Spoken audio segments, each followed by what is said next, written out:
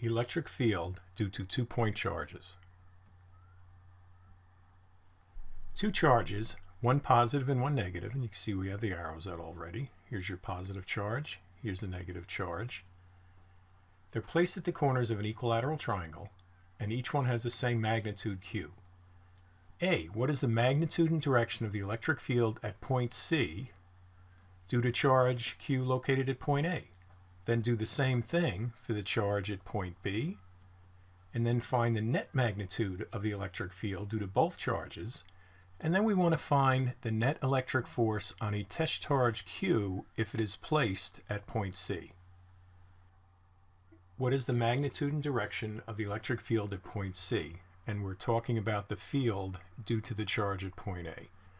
Well, as we know, hopefully, the electric field radiates out from point charges like that. So if you're at this point here, it would radiate in that direction. So we've drawn the direction of the electric field. It's up at an angle like drawn. And to find the value, we just use the formula for a point charge. The electric field is kq divided by the distance away squared.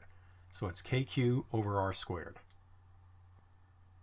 What is the magnitude and direction of the electric field at point C due to charge minus q located at point B? The electric field at point B, everywhere the electric field lines point in towards it in a symmetric fashion. So if you're at point C, your electric field line points from point C to point B, so there's your direction.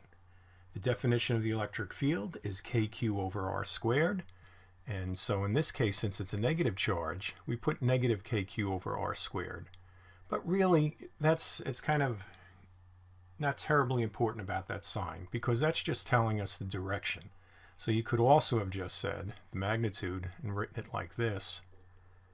Magnitude is kq over r squared, and then the direction is towards charge B, or on the diagram as we drew it. The negative just helps to let people know that you do know that the electric field is pointing in an opposite direction because it's a negative charge. It's pointing towards the charge.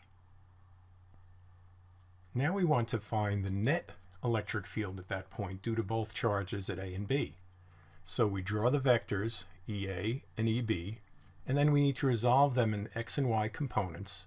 And we notice first of all that the components in the y direction cancel out, and that's why they're kind of in the lighter red.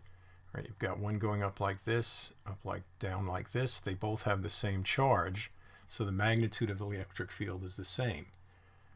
We now do a little geometry, and we find out that this angle theta is equal to this angle theta by corresponding angles, and since it's an equilateral triangle, it's 60 degrees. We have to add the two x components. So first, let's calculate the electric field from A in the x direction, and that's just kq over r squared times cosine 60. We want the projection of the vector on the x-axis, that axis right there, and that'll be kq over 2r squared. And again, it's the exact same value for EB at x. So E total, we add both of them together, and we get kq of r squared, and the direction is to the right, as shown on the diagram right here. What is the net electric force on a test charge Q placed at point C? Now we've already found the net electric field. It's kq over r squared to the right, or in the positive x direction.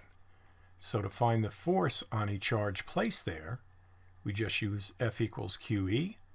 We multiply by the electric field that we found on the previous problem, and we get, here's our magnitude, KQQ, little q, big Q, divided by r squared in the positive x direction.